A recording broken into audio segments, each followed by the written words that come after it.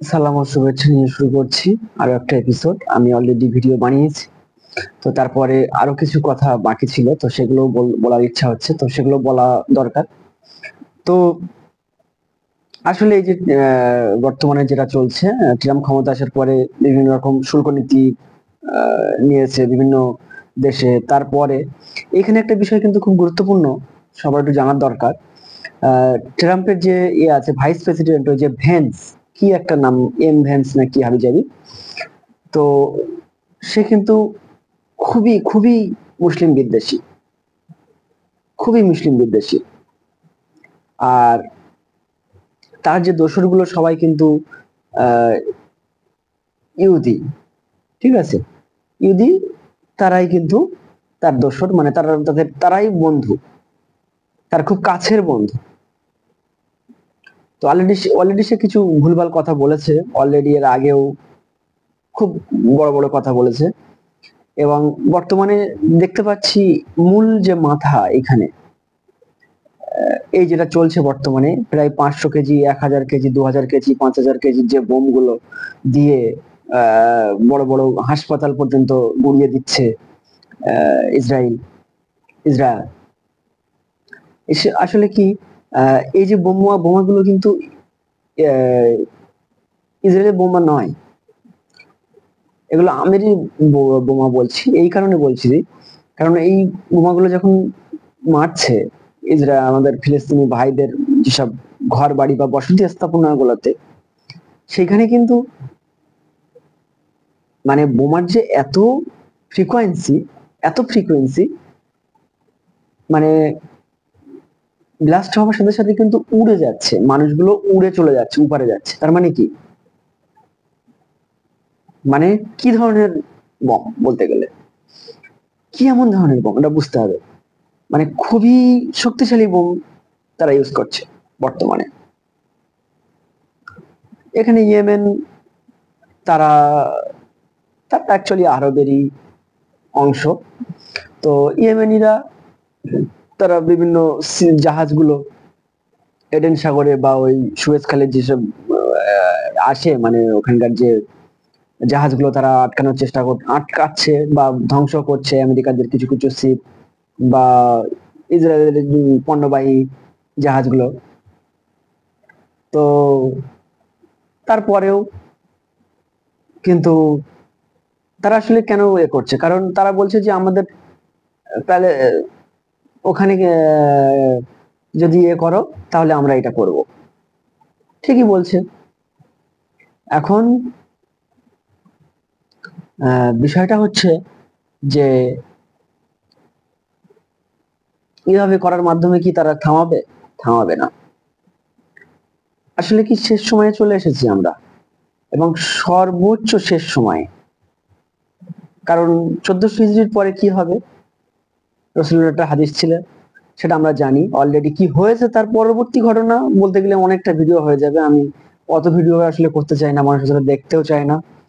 যার জন্য আমি ওটা নিয়ে যদি কেউ কমেন্ট করো বা বলো, তো সেক্ষেত্রে আমি ওটা বিস্তারিত পরবর্তীতে ভিডিও বানিয়ে দেবো, ওই বিষয়ে ডেডিকেটেড একটা ভিডিও বানিয়ে দেবো স্পেশালি। তো যাই হোক, যেটা বলছিলাম, তো এরপরে কি হবে, ট্রাম্প কিন্তু বলেছে যে গাজায় ওরা একটা এআই দিয়ে কি একটা ভিডিও করেছিল, টুইটারে দেখছিলাম, যে গাজায় এরকম একটা শপিং মল করবে, বড় বড় সব বিল্ডিং হবে, মানে একটা অনেকটা সেই নিউ ইয়র্কের ধাঁচে আর কি, করবে, শহর করবে, বার হবে, এই হবে সেই হবে। তারপরে ওখানে যে ওই লাগোয়া যে সি বিচ আছে ওইগুলো, মানে এ টাইপের হবে, পর্যটক হবে, এরকম বিভিন্ন রকম একটা ভিডিও ওরা করেছিল, মানে এআই দিয়ে ভিডিওটা বানিয়েছিল, ওটা শেয়ার করেছিল ট্রাম্প। তো তার পরবর্তী অনেকটা সমালোচনা হয়েছিল, হয়েছিল। তো তার পরবর্তী এই কিছুদিন আগেই, তারপরে তারা সর্বোচ্চ এখন চেষ্টা করছে আহ গাজাকে একদম শেষ করে করবে। এখানে মূল টার্গেট কিন্তু আল আকসা মসজিদ, এটা কিন্তু মাথায় রাখতে হবে। ফিলিস্তিনিদের অলরেডি জমি নিয়ে নিয়েছে, পুরো সম্পূর্ণটাই প্যালেস্তিনি ছিল। তারা বসতি স্থাপন করে কিছু মানুষ হয়তো ওখানে ছিল, কিছু ইহুদি ওখানে হয়তো বসতি ছিল অলরেডি, আগে থেকেও হয়তো বা ছিল, কিন্তু তারা এইভাবে বিভিন্ন কলা কৌশলে, আসলে ওদের তো বুদ্ধি, আল্লাহ কোরআন শরীফে বলে দিয়েছে যে সূরা আল বাকারায় পড়লে আমরা দেখতে পাই যে জগৎ সমূহের উপরে ওদের আমি বনী ইসরায়েলকে দিয়েছি শ্রেষ্ঠত্ব দান করিয়াছি। তো সেই ক্ষেত্রে আর কি বলার, মানে তাদের জ্ঞান, মানে কি যদি গভীর সমুদ্রে দুটো মাছ যদি একে অপরের সাথে যুদ্ধ করে, মারপিট করে, তো মনে করতে হবে 100% ওখানে ইহুদিদের হাত আছে, এটা কিন্তু মাথায় রাখতে হবে। তো যদি এইরকম লেভেলের তারা যদি বা ইন্টেলেকচুয়াল জ্ঞানী হয়, এরকম ধরনের জ্ঞান যদি তাদের মাথায় থাকে, এত টেকনোলজি, এত বুদ্ধি যদি থাকে, আমরা যদি বা কি বলবো, ইন্টেলের যে চিপ, মাইক্রোসফট এইসব যা কিছু করেছে, যত সব মাইক্রো লেভেলে যত সব কাজকর্ম, তারপরে যত রকম টেকনোলজি, উন্নত টেকনোলজি যেগুলো মানে আমরা আমাদের ভাবনারও বাইরে, সব তাদের আবিষ্কার, তারাই করেছে। ওই বলেছে আল্লাহ, এটা আমাদের বুঝতে হবে। তো এখন বর্তমানে যেটা চলছে, খুবই ন্যাক্কারজনক কাজ করছে। এখন আরব বিশ্ব কি করছে, আরব বিশ্ব কি করছে, তারা বিশাল বক্তৃতা দিচ্ছে। ইজিপ্ট, হঠাৎ করে দেখলাম ইজিপ্ট মানে মিশর বিশাল সৈন্য বাহিনী জড়ো করেছে ওদের রাফা সীমান্তে, গাজার আর কি রাফার একটা জায়গা আছে রাফা, সেখানে সীমান্তে, মানে ওই রাফা সীমান্ত বলতে আর কি মিশরেরই সীমান্ত। তো ওখানে বিশাল সৈন্য বাহিনী জড়ো করেছে। তো কদিন জড়ো করলো, তো আমরা বিশাল তাই মনে হয়, তাহলে যাই হোক একটা কিছু করবে রাফা, আহ ইজিপ্ট কিছু করবে, মিশর কিছু করবে। তারপরে দেখলাম না, আবার আস্তে আস্তে কোথায় কি হয়ে গেল, আবার সিম্পল থেমে গেল, কিছু হলো না। ঠিক আছে, তো সৌদি আরব বক্তৃতা দিচ্ছে যে ঠিক আছে, যখন এরকম একটা পজিশন, তখন সৌদি আরব বলছে যে আহ, যে সৌদি আরবের আকাশ যেন ব্যবহার না করে, আমেরিকাও যেন ব্যবহার না করে, বা ইরানও যেন ব্যবহার না করে, মানে ওখানে যেন না হিট করে, যেহেতু সৌদি আরবের উপর দিয়ে যেতে হবে যদি আরব ইরানের যদি কোনো যদি মিসাইল বা কিছু ইয়ে করে, অ্যাটাক করে সেক্ষেত্রে। আর অলরেডি সৌদি আরবে কিন্তু আছে অনেকটা ট্রুপস আছে, মানে ওদের আমেরিকার যেসবগুলো সেনাবাহিনী ঘাঁটি আছে, সৌদি আরবে অনেক ঘাঁটি আছে, পাশে আফগানিস্তানেও আছে, পাকিস্তানেও। তো যাই হোক, এখন ঘিরে রেখেছে ইরানকে। আর রসুলুল্লাহ সাল্লাল্লাহু সাল্লাম, বা রসুল্লাহ বললেও হয়ে যায়, রসুলুল্লাহ হয়ে গেছে, কিন্তু রসুল বললে খালি সাল্লাল্লাহু সাল্লাম বলতে হয়। তো যাই হোক, যেটা বলছিলাম, আহ ইরানকে কিন্তু চারিপাশ দিয়ে ঘিরে রেখেছে। এখন আমরা তো অলরেডি ফতোয়া দিয়ে দিয়েছি, আমাদের হুজুরা তো অলরেডি বিশাল ফতোয়া দেয়, বিশাল ফতোয়াবাজ, তারা বিভিন্ন রকম ফতোয়া দিয়েছে এই সেই। কিন্তু শক্তিশালী, সর্বোচ্চ শক্তিশালী বর্তমানে মুসলিম উম্মাহর মধ্যে যদি বা কেউ থাকে, রসুলেরই বংশধর, রসুলুল্লাহর বংশধর ওনারা। ইমাম খামেনি, বর্তমানে যে আয়াতুল্লাহ আলী উজমা খামেনি, যে বর্তমানে সর্বোচ্চ আছেন, মানে সুপ্রিম লিডার আছেন ইরানের, উনি কিন্তু রসুলুল্লাহর বংশধর। রসুলুল্লাহর বংশধর কিন্তু কারোর ভয় পায় না। আমরা বিভিন্ন রকম কথা বলি, এই সেই হাবি জাবি, আসলে আমাদের ভিতরে কি মুনাফিক বিভিন্ন রকম ঢুকে আছে, যার জন্য আমরা বিভিন্ন রকম চিল্লাপিল্লি করি, এই সেই করি, কিন্তু কিছু না। এই আফগানিস্তানের কথা যদি বলি, আফগানিস্তানে কি ওরা ওই ইহুদি বংশধররা ওই সেই সময় আফগানিস্তান বা ইধারের কিছু অংশ চলে আসে পাকিস্তান এই এলাকাটাতে, তাজিকিস্তান না উজবেকিস্তান এইসব এলাকায় আসে, তারা মুসলমান হয়ে যায় পরবর্তীতে। তো তারা মুসলমান হয়ে যাওয়ার পরে আসলে কি মানে রক্তের সম্পর্কে বলতে গেলে আছে, ইহুদিদের মানে আছে। তো এখন তারা কিন্তু বিভিন্ন রকম কথা বলে, এই করব সেই করব, কিন্তু আসলে শেষ পর্যন্ত তারা ইহুদিদের বিরুদ্ধে তেমন দেখা যায় না, মানে কিছু বক্তৃতা দেয়, কিন্তু বাস্তবে আমরা কিছু দেখতে পাই না। তো এখন ওদের বিরুদ্ধে মোকাবিলা করার জন্য একমাত্র ইরান আর এদের যে প্রক্সি যেসবগুলো সংগঠন আছে, হিজু বা ওই হামা, এগুলো সবই ওদেরই সংগঠন। মধ্যে। তো এনারা চেষ্টা করছে। তো আমার মনে হয় এখানে আমি গুরুত্বপূর্ণ যে কথাটা বলতে চাই, আমার অ্যানালাইসিস বা আমার চিন্তা ভাবনা, আমার সাজেস্ট মানে আমার ভাবনায়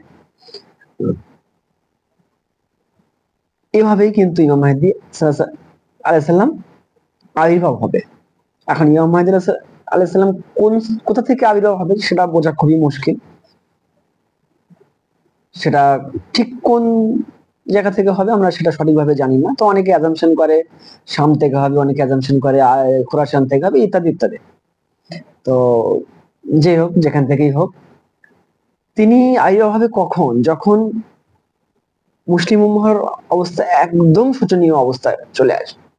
এখন কি আমরা দেখতে পাই না যে মুসলিম দের অবস্থা শোচনীয় হয়ে হচ্ছে? আসলে কি আরবেও মুসলমানরা বলতে গেলে অবস্থা খারাপ, কেন ওখানে ড্যান্স হাঙ্গামা হচ্ছে। রসুলুল্লাহ ওনার দেশেই এই অবস্থা, আমরা কি জানি না, দেখি না?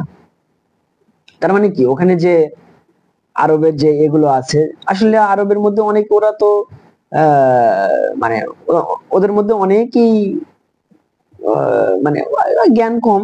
আসলে কি বেশি কিছু বলাও যায় না। তারা ইসলাম অনেক বেশি, মানে তারা হাই লেভেলের ইসলাম ফলো করে। তারপরে অনেক আহলে বায়াতের অনেক মানুষ আছেন, ওখানেও অনেক মানুষ আছেন, সাহাবা বা তাবে অনেক বংশধররা আছে। তো তারপরেও যারা ক্ষমতা, অ্যাকচুয়ালি যারা ক্ষমতা, মেন ক্ষমতায় আছে, তারা কিন্তু সব ইহুদিদের দ্বারা পরিচালিত।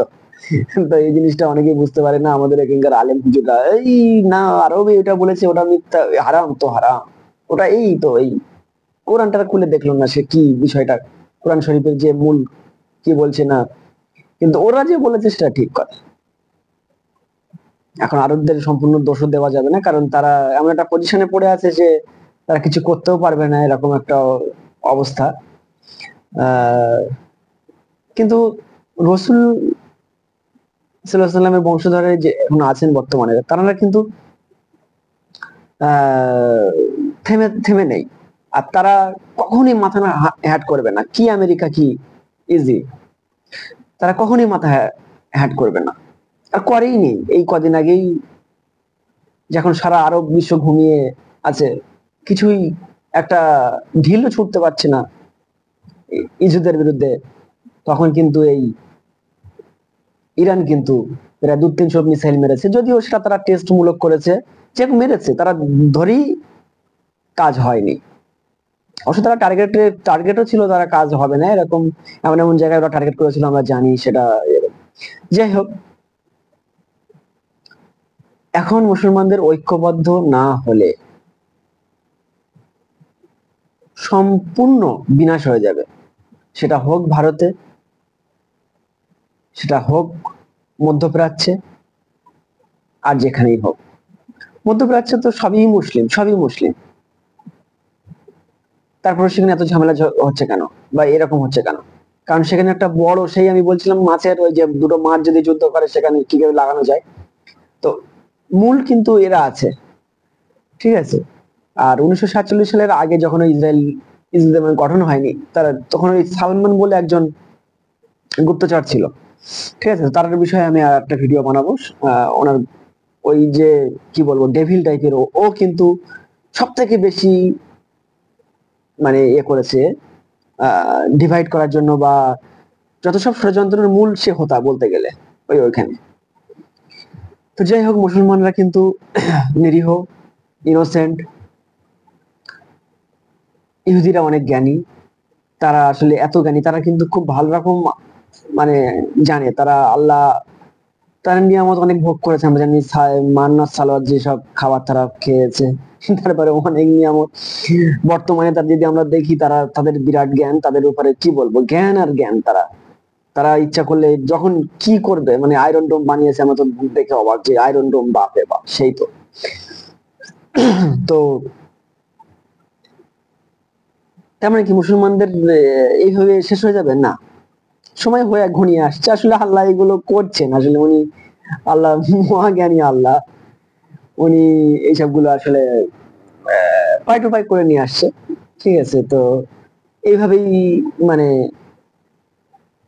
আল্লাহ কিভাবে করবে সেটা আল্লাহ জানেন, আল্লাহু আলিউল গায়ুম।